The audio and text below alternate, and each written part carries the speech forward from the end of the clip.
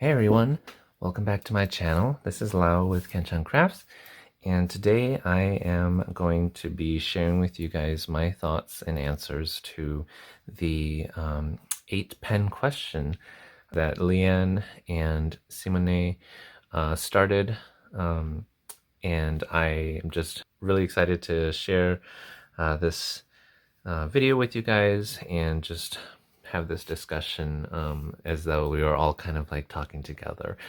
It's such a fun thing to be doing and seeing everyone's responses and just hearing your thoughts. So today I have written down the 8 questions here, and if you want to follow along and also just either post, you can either post a video and tag or Leanne and Simone, or you can also just comment down below in the comment section if you have answers to these questions as well. So today I have my fun, cute little Tartaglia or child. He's like a fox. He's got the little fox ears and his little fox tail, and he's just going to be accompanying me today to listen, and maybe he can write down my answers for me. But yeah, so he's just holding on to my favorite sailor pen. This is my Sailor Spring Rain. I'll come back to in one of these questions. I'll probably talk about a little bit about my collection with my sailors. So, but yeah, so let's get started. Number 1. When and how did your fountain pen journey begin? So I was really into collecting and just having lots of stationery stuff, like paper, stickers, washi. I was buying a lot of those because I wanted to journal with them, and I would probably be journaling with them, decorating, and then journaling with Jelly Roll pens or like these Tombow Fudenosuke's. I was into that, like bullet journaling. That was all the rave that I was going after, and this started last March or February of 2022, and I had asked my friend, and I asked her, do you know what is the best fountain pen for beginners? And I wanted to get one because I've always wanted to have fountain pens, or to use a fountain pen. When I was younger, I really liked writing with like those quill nib, those quills with the nib at the end, and I would just buy those like cheap starter sets, and I would dip that quill with the really, really sharp nib point into the ink, and I just never like understood how to write with that. And then I was just thinking to myself, this isn't pleasant. This is not fun. Obviously I was, I didn't know how to use it back at the time.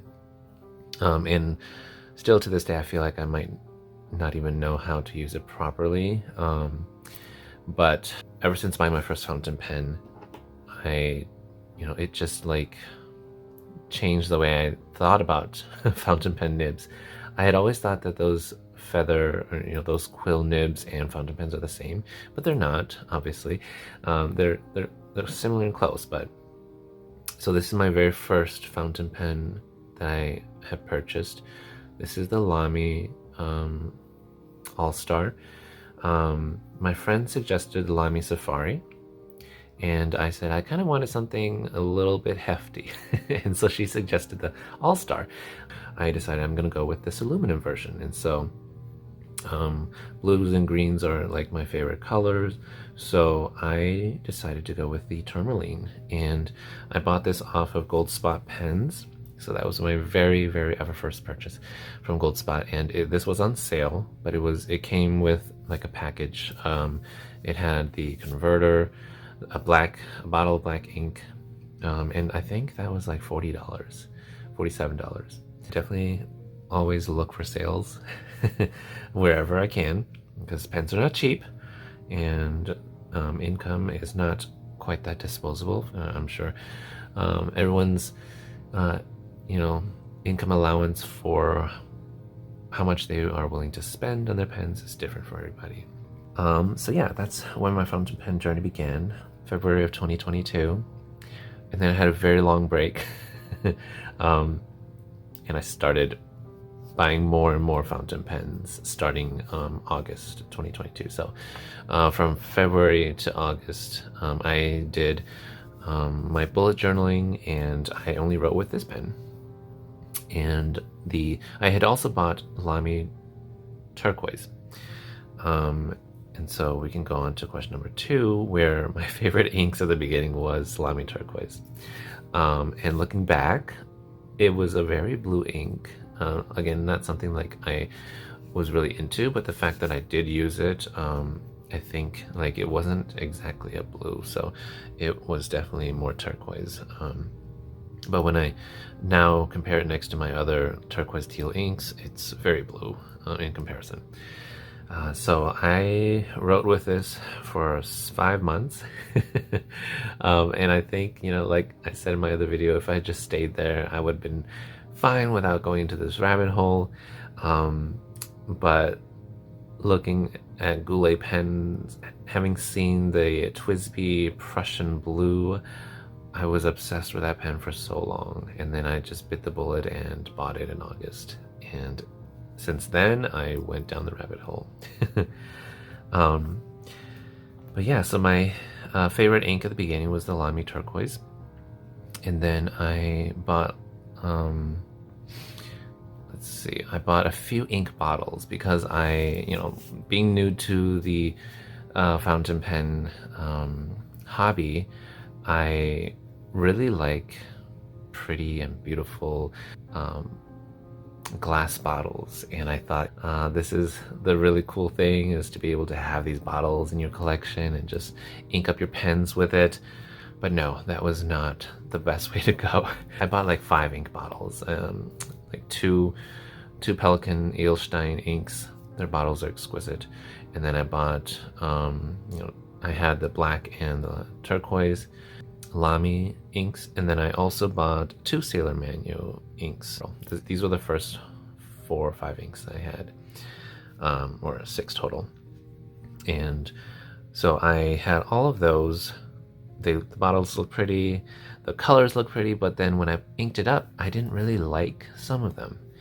And so I just told myself, wow, I spent like $24 to $25 per ink bottle, and I don't love this color. Like, I like it, but I don't love it.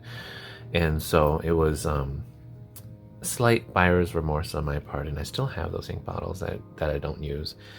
So those were my inks at the beginning that I bought, but again, the favorite one was the turquoise. And now my go-to inks are from the samples that I bought. I have bought so many samples in the last year, and I wonder, should I be showing my samples? Huh. Yeah, let me just show you guys my sample set. Okay, so let me just... Here is my box.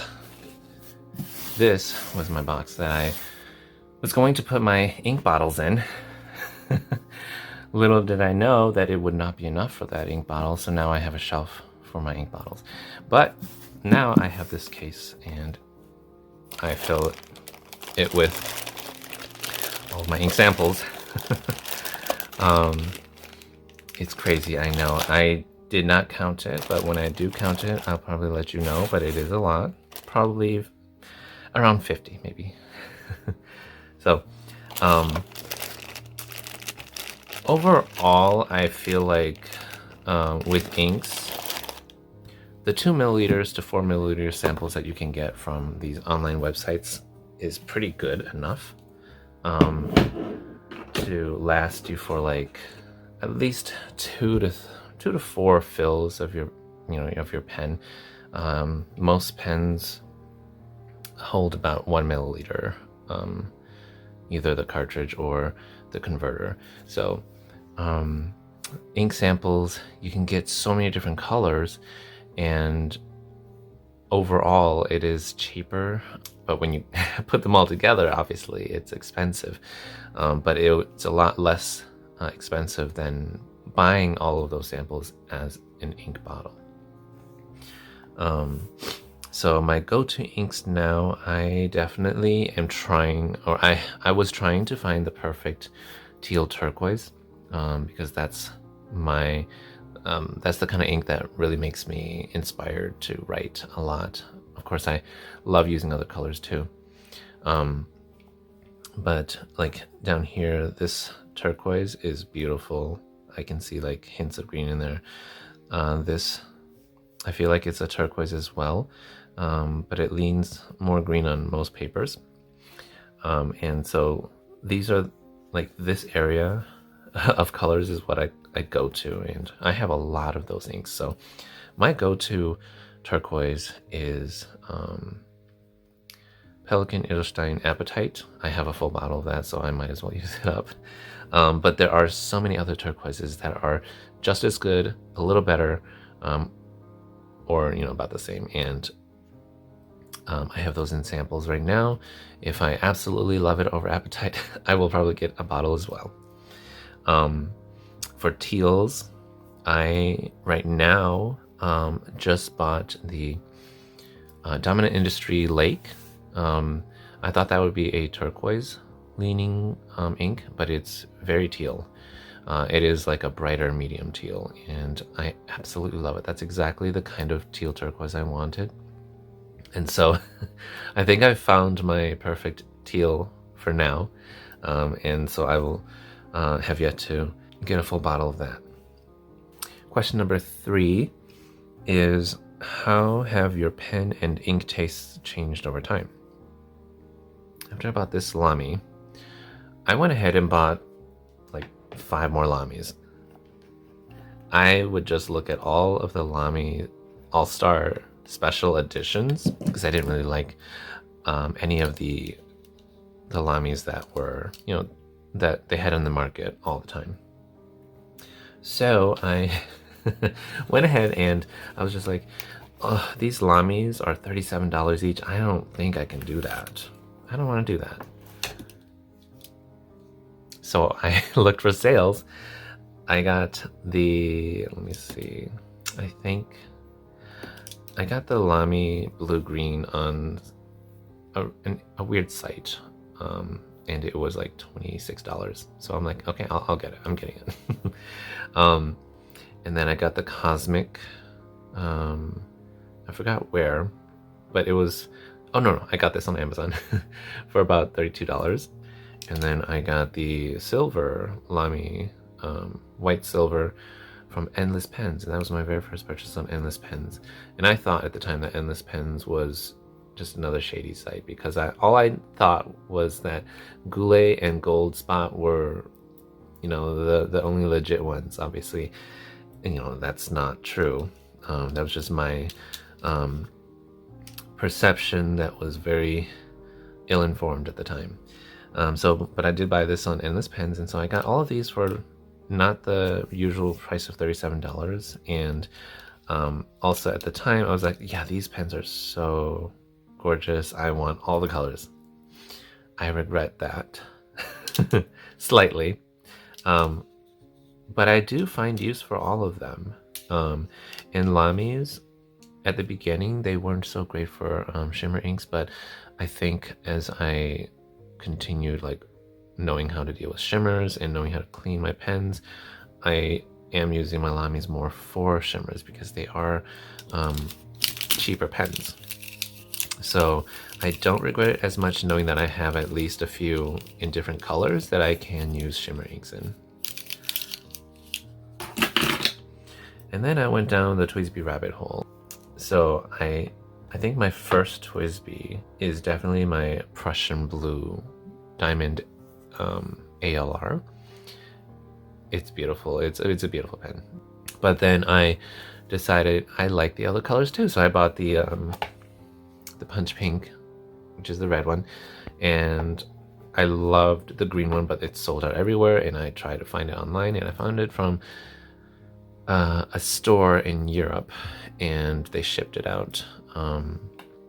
So I have 3 of the ALs, the Diamond 580s, and then I have the 2 of the Rose Gold TWSBIs, as well as a regular TWSBI Eco, and I had that in a broad nib for really difficult shimmers.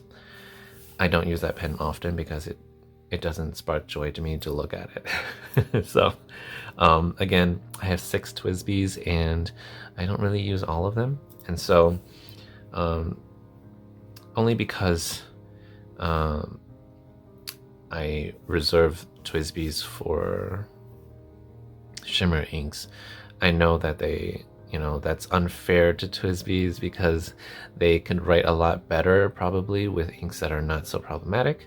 And shimmers are one of those inks that can be very problematic, and so and shimmers also change the way a nib writes. So I don't have the most fair views of my TWSBIs, but I do like looking at them and when the shimmers are in there. So as you can see, my tastes started off pretty basic and simple. I didn't buy any of the Pilot beginners, like the Pilot Kakuno or the Platinum Preppies, all the beginner pens of the Japanese brand. I instantly jumped into Japanese gold nibs. And that first started when my friend was like, oh my gosh, look, this sailor on Amazon is on sale for like $80. And I was like, oh my gosh, is that a Sailor Shikiori? Those go for like $200. So this is my very first Sailor gold nib, first Japanese brand.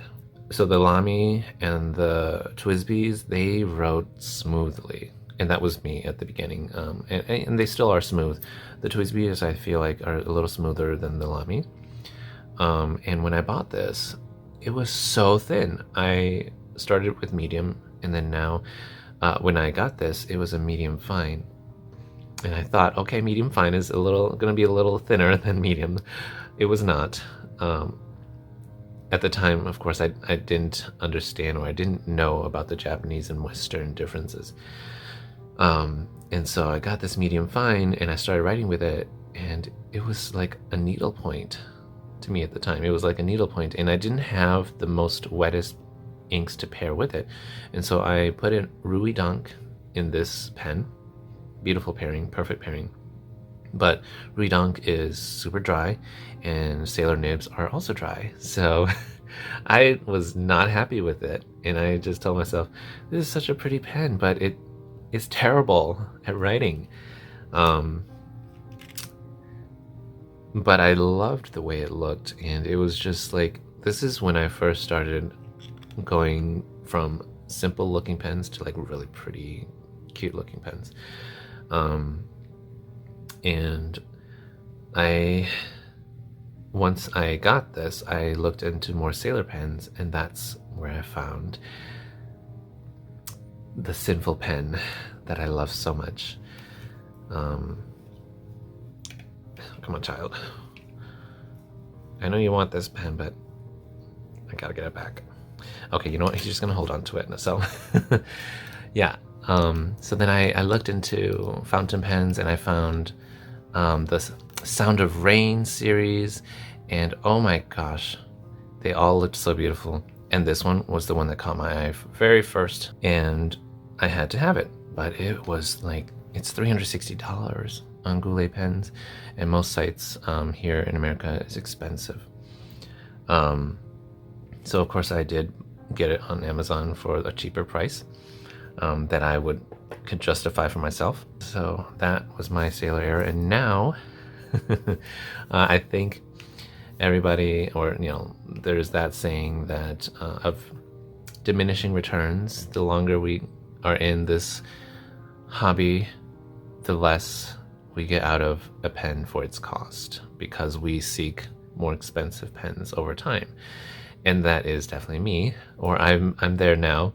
I have not found myself wanting to buy any of the more inexpensive pens to explore with, to use shimmer inks in, because I feel like I have enough of those right now that I can just use those cheaper pens for shimmer inks. I have no need to buy any more inexpensive pens, and so my tastes are now, I look for pens that will make me want to pick it up, will make me feel so happy looking at it, because it's a joy to look at and a joy to write with.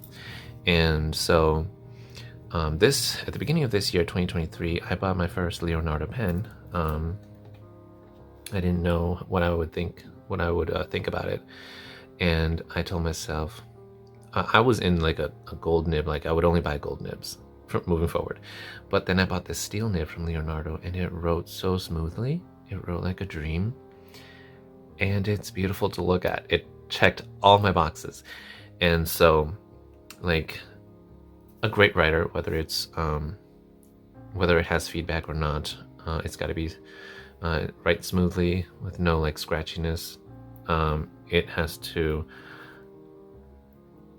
be a colorway that I love looking at and that inspires me, and most of the time it is teals or turquoises. But I want to branch out to other colorways that really work well together, and I feel like I will be finding a lot of those in Leonardo pens in the future. So and I will most likely just want the steel nibs, because I feel like the gold nibs isn't really too necessary, because gold nibs in the Leonardo brand and most Italian brands are up there like 500 or more. So I'm happy with these steel nibs because the nibs write perfectly fine. And so at the end of the day, it's, does the look of the pen make me happy? And that is very important to me as I continue collecting in pens that I will want to write with. So I am a collector, but more of a user. I want to have it because I like it and the ink matches well. I will use it, and I want to use it. So I do my best to make sure that I find the right ink for it, and that I do buy a pen I love, and not just because people love it. I know I've done that a few times, but I do make sure that I check myself. Do I love this pen? Does it check boxes for pens I don't have? And is it just going to be the same kind of pen that you already have? If it is, let's not buy it. So I am going through my own checklists when I see pens that I am like, oh, I want that, but do you really want it? So that's, and I have a few friends that I go to, and they, I shared like these 4 new Sailor pens.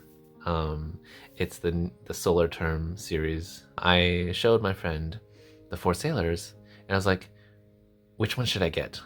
I want like these 2. And then my friend, he said, well, if you have to ask, then no. If you have to ask, it's not good enough. And so that really like just made me laugh and helped me to realize, okay, I don't need this yet. There's no reason for me to have it. And he's right. If I had to ask, it means I won't love it. I will only like it. So this one I saw on this Leonardo I saw on Carrots and Olives channel, and I've seen this on Endless Pens before, but the pictures were so ugly. Not to be rude about Endless Pens and their pictures, but it's just that pictures sometimes don't capture the beauty of a pen. And so I saw this on the video, and the video showed the sparkles, the chatoyance. It's just so mesmerizing, and I said, that's a pen I want to write with. And so it was sold out at the time. I waited and I waited, and I looked and I looked, and they finally got a second batch. So I was just so happy with that. Okay, so that's how my pen taste changed over time.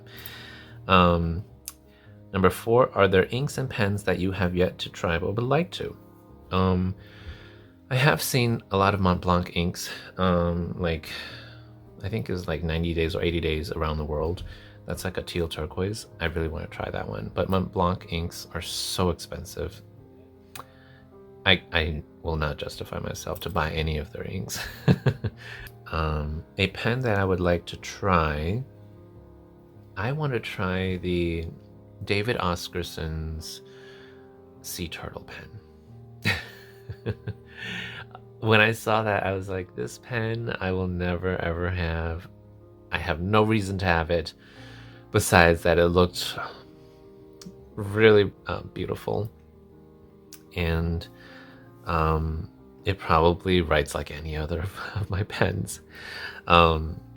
It's $6,400, probably cheaper in some retailers. But the David Oscarson pens, I want to try them out, especially the Sea Turtle one. And I am planning to go to the San Francisco pen show in August. So if any of you guys are going there this August, hopefully I get to see some faces. But I plan to try a David Oscarson pen there if he's there. Number 5, what is your Holy Grail pen? I have not bought my Holy Grail pen yet because I am trying to save up for it. I say that and I buy all these other pens anyways. But not only that, I want to save up for it. I also want to feel it first in my hand because it's my Grail pen. I want it to be perfect. It has to... not only does it have to like check all the boxes I mentioned earlier, it also has to have the perfect nib. The nib has to be an everyday writing nib for me. It can't be too broad, it can't be too thin. I'm finding recently that I don't write with my sailors much in my Hobonichi because sailor nibs are very thin. Well, the ones I have medium fines and fines only. And they do not write well in the Hobonichi 52 GSM notebooks. And they write better in thicker paper. So I haven't really used any thicker paper notebook to journal with, so I find that I have been like setting my sailors to the side, and I feel bad because I love my sailors. So my Grail pen is the Visconti Homo sapiens Bronze Age. It's beautiful. It's sleek, simple, classic. It looks expensive, it looks high quality, and it is all of that as well. And I was just watching Miss Marilyn Darling. He had talked about that Visconti Homo sapiens, everybody who's had it has had issues with the nib, and there is a lot of that in the community, that you either get a good one if you're lucky, or you get one that needs to be tuned and redone. And so I always feel like an expensive pen should not have nib issues like that. Like if you want a specific nib grind, that's a different story. But the nib, if it comes and it's terrible and you have to have it fixed by Nibmeister, it doesn't make sense to be paying $700 for that. So I am just praying and hoping that when I do get a pen, when I do get the Homo sapien, it's either in person or it's been used by somebody who loves it and can attest to it writing well. And so I don't want to have to buy it for $700 online and have it come to me and it doesn't write the way I want it to. Of course, if it's that expensive, you can ask retailers to test the nib for you and just test the pen, and they will tell you if it writes well or if it doesn't. And then if it doesn't write well, they'll probably find another one on their shelves and send you a good one. So if I had to buy my Homo sapien online, I will do that, go through all of that. Otherwise, I want to feel the pen and the nib sizes at the San Francisco pen show. And so I'm saving up my money so that I can really feel it for myself. I know I've watched a lot of videos on it and people's reviews, but I feel like with a Grail pen that is so special to me, or that will be so special to me, I want to make sure that I love it before I buy it. And so that's the only Grail pen that I will not buy online. Or, you know, until I feel it for myself. And I have bought, I mean, I would consider my Pilot Custom 823 a Grail pen because it's a gold nib, and now it's Grail pen like price. It's priced like a Grail pen, so I think it's like 330 now. Before it was like 220. And my most recent purchase was this Peniter Arco, and it is absolutely divine. The nib writes like the most sublime dream ever. It is so juicy. It requires very little pressure to write. The body is in very low light. It's very pretty opaque and bland looking, but in the light it just sparkles a different way. It's so beautiful. So like these two pens, without the light shining on it, it's beautiful, but with the light shining on it, it's magnificent, and you know, and everything else. So these are like my two favorite pens right now. They are Italian brands. I just feel like in terms of looks, Italian brands tend to like be up my alley, and they also go above and beyond to make it look, you know, in your face and beautiful. And then the Sailors that I love, the Sailors I like are more pastel and just single color toned. But I also have been looking at Sailors that have designs on them, and I want those too, but they're so expensive. They're way too expensive for me. For now. Okay, number 6. How many pens do I currently own? I own way too much for my own needs. I counted, I have like 37 pens total. And that includes, I think, a good 50 to 60% of that are steel nibs. And then the other 40% are my gold nibs. The Sailors are the gold nibs. The Pilots are the gold nibs. Then my Lamy 2000. And the rest of them are steel nibs. So that's a lot of pens. I don't use them all. And the ones that I don't use, just going to put Child to the side. I have this like really pretty mahogany box that I store them in, and so all the pens that I don't use will go in here. So my gold nibs here, this is a gold nib too, and then the rest of these are steel nibs.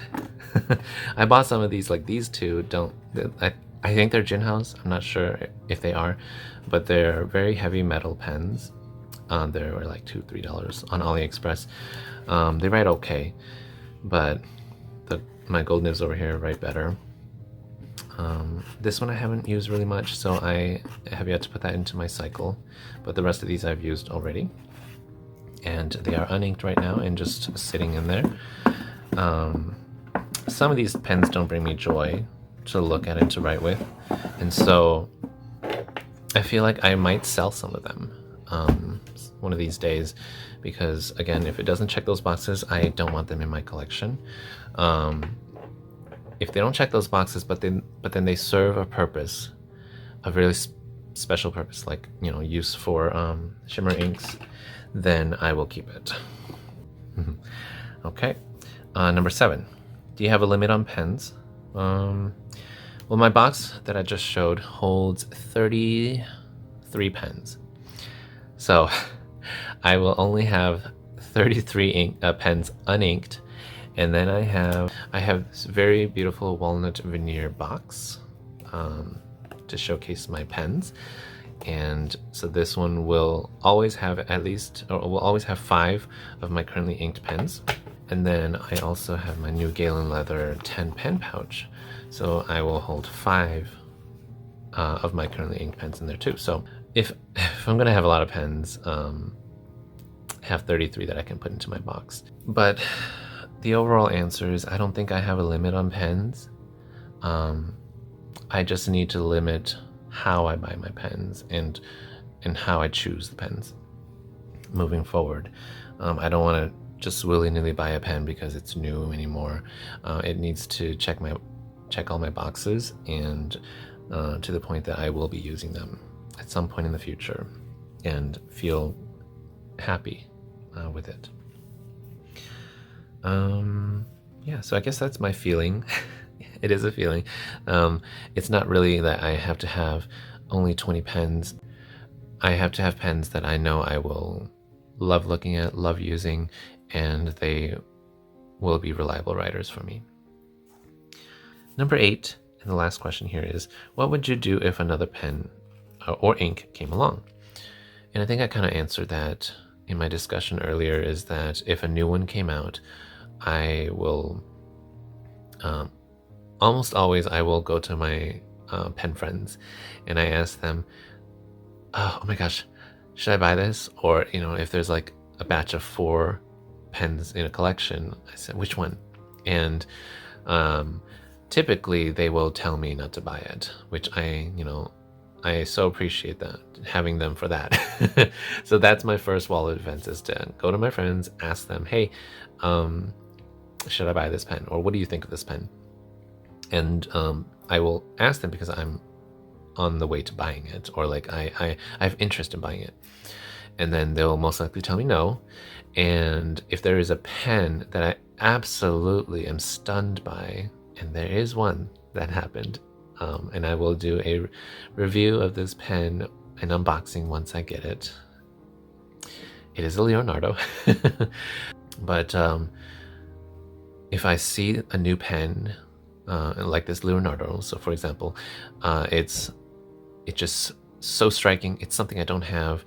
It's a reliable pen that I know will be great, and it's the perfect colorway combo. I will go to my friends then and say, oh my gosh, look at this. I had to have this pen. And then they'll tell me, oh my gosh, that is a beautiful pen. And so if I don't require their help in choosing, it's because this pen checked all my boxes and it's a new kind of pen to my collection. I will buy that one. But most of the time, 90% of the time, the pens that I see that are new online, I will go through that channel just to, deflect my buyer impulses. And then another goal of mine is to collect all of the Sound of Rain pens. And so the next one is the Summer Rain, which is Sui or something like that. It is the teal pen with the green finials. So beautiful. I have that in my cart, waiting to be purchased, but I have not purchased it yet. And I'm just also like thinking, as I keep it in the cart without purchasing it, as time goes on, I feel less and less inclined to buy it. And so I think that as long as I can set it aside and not buy it, 1, it'll be sold out. 2, I will feel less and less interest in buying it. Or 3, I will just not have the funds at the end of the month to buy it, and so I don't buy it. So those are 3 ways that I tell myself to buy a pen only if it's going to make me truly happy, and that I will really use it. So I'm not happy if I don't use it often. And so the thing with pens is that everybody gets a really nice looking pen and you feel left out. Yes, that's FOMO, but you always have to tell yourself, is this a pen you really love? Does it vibe with you? Is it your kind of pen? And I talked with my friend about that. Is this a you pen? And she goes, this is not a me pen.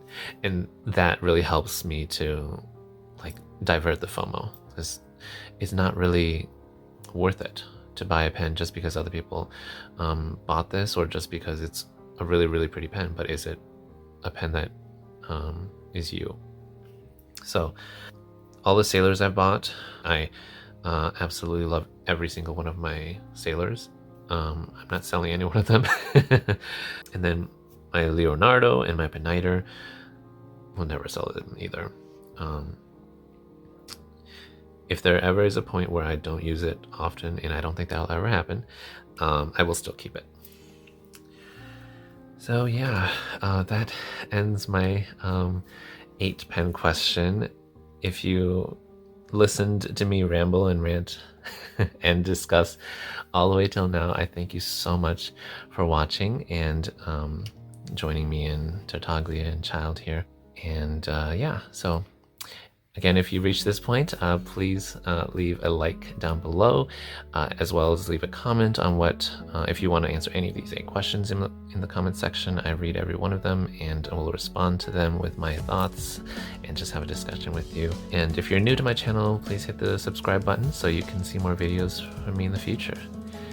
Again, I appreciate every one of you for watching, and I will see you in the next video. Bye.